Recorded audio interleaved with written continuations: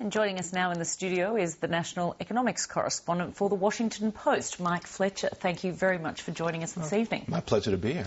Now, during the election campaign back in 2008, Barack Obama made a lot of noise about turning around George Bush's economy. Right. Do you imagine that the president is likely to be punished for what the electorate might see as a failure in that regard? Well, two things. I think the public, even as I travel the country, I think many people say that Barack Obama inherited a big problem. You know, jobs were declining by hundreds of thousands per month, and, you know, economic growth had stagnated. So I think people cut him a little bit of slack on that, but, you know, in terms of the comparison to 2008. But I think the worry now is that things have just petered out. And what he talked about a lot was the George Bush economy, even before the crisis, didn't really benefit the vast majority of Americans. You know, median income in the United States is down over the decade, which is basically unheard of. And there's this kind of growing inequality that Barack Obama said he was going to attack. I mean, that's something he talked about building a foundation for an economy that will last. And I think when Americans look around, they don't see that. I was just in Nevada doing a story in one of these handful of swing states that will determine the election, and it's brutal out there. The Nevada housing market is down. The values of homes are down 2/3 since 2006. Imagine that. You know, 2/3 of your wealth, and that's for most Americans. That's all of their wealth out of the window. And Barack Obama has tried out program after program to help the housing market, but in reality, the housing market has fallen too much really for government to help. So I think that's the problem he has. I mean, he's promised. I think people understand that he had a big problem that he took on, but I think people are wondering whether he's up to the challenge of repairing things. And of course, Mitt Romney, his contender, is a successful businessman, an extremely successful businessman Perhaps in the area successful. of management consultancy, private equity, and so on. Yeah. Now, is that inspiring a certain level of confidence in the electorate, the idea that perhaps here is someone who clearly can manage money? Oh, there's some of that. I mean, in some ways, you know, Mitt Romney has paid a price. You know, the Democrats have attacked him. Obama has attacked private equity, in which even some Democrats say, hold on, don't go too far. This is a standard part of American capitalism, so let's not go too far here. And Mitt Romney, you know, there have been endless jokes about the amount of money he's made, you know, the elevator in the car elevator in his house in California and that sort of thing. But beyond that, I think there is this sense that this is a guy who understands the business world. I mean, as Stu Rothenberg says, he looks like a businessman. He kind of looks like a president, whatever that may mean. So, and the point, I think, for him, though, is he's an alternative to Barack Obama. Barack Obama had a totally different path into politics. You know, community organizer, state senator, rapid rise to the U.S. Senate, then the presidency, kind of this inspiring figure. And, you know, and Mitt Romney is more of an establishment figure. And sometimes in times of fear and times of peril, people want to cling to that type of figure.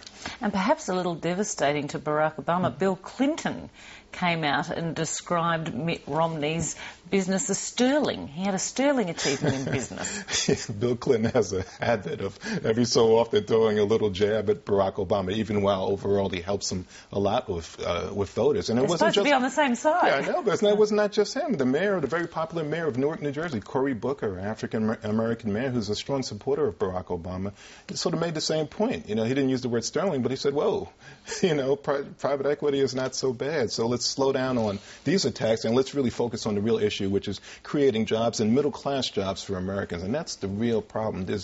No one's kind of found the elixir there. No one's found, you know, Barack Obama certainly has sort of the thing that's going to help, you know, American companies create jobs and good jobs. And he's battling a lot of things. It's not just the financial crisis. It's kind of the reality of globalization, the way rewards are kind of divvied up now in a global economy. There has to be some way to sort of change that formula, and Barack Obama certainly hasn't been able to at least enact his whole program, and if he did, it's unclear that would make the difference.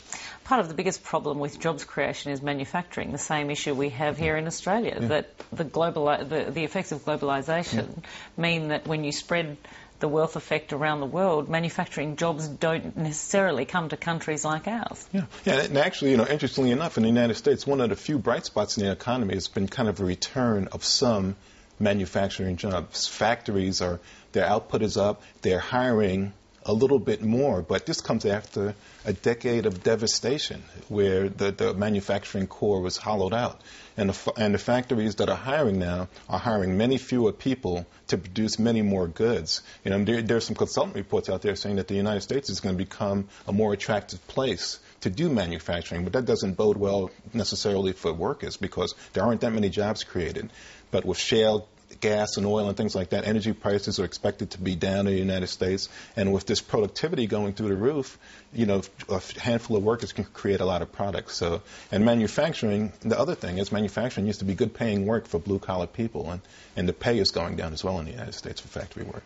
Now, when you look at the U.S. economy, the numbers, particularly from where we sit, are nothing short of a little scary. I mean, we have public debt in Australia of around $100 billion or so. In America, it's topped $10 trillion. Oh, yeah. Now, if that debt keeps growing, the government will have to raise taxes just to pay off the interest rate. Oh. Now, that is a grim prospect for whoever takes government, and there doesn't seem to be any votes in any strategy that might address that.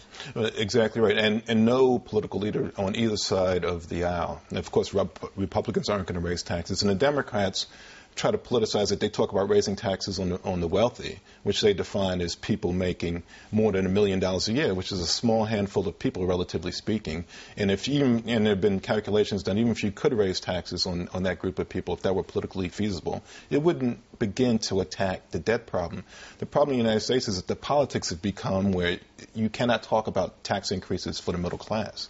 And no one wants to give up their benefits. So you kind of have this, you know, you're at loggerheads in a sense, and the debt keeps growing. Because what has to happen is, I think there would have to be tax increases that touched, you know, even the middle class. And in his last campaign, Barack Obama defined the middle class as families making $250,000 a year and less. You know, the median household income in the United States is around $50,000.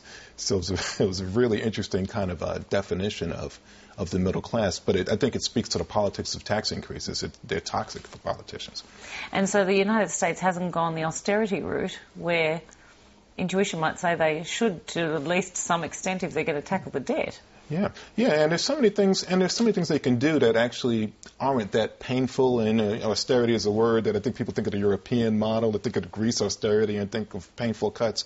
But there are things we can do with our old age program, Social Security, moderate cuts, things like slowing down the rate of cost of living increases every year. That would make a huge difference over time. There are a lot of things that could be done to cut Medicare, perhaps having some of the better off people who are the shrinking pool of Americans who are getting pensions from private companies and have a lot of retirement savings, maybe having them pay more of a copay on their health care or a bigger deductible, that sort of thing. And no politicians talking about that because I think they think it would be a perilous conversation.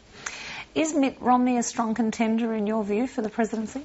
Yeah. Oh, I think absolutely. And particularly now with this economic slowdown. Back in the winter, it looked like in the first part of the year, it seemed like Barack Obama was once again, you know, drawing aces from the deck. Job growth was unusually strong through the winter. And it felt like, you know, we're creating about 250,000 jobs a month for a few months there. And it felt like, you know, we were kind of emerging out of the woods. Even though all along people, the central bankers and other people who would testify in Congress would say this job growth is not really justified by the underlying economic growth. People were a little bit baffled by it.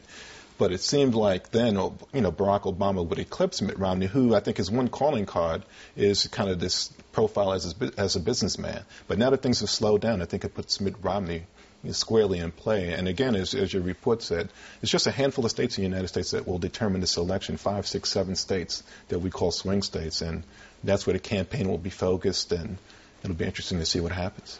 What's your best estimate of where the economy will be in 6 months' time?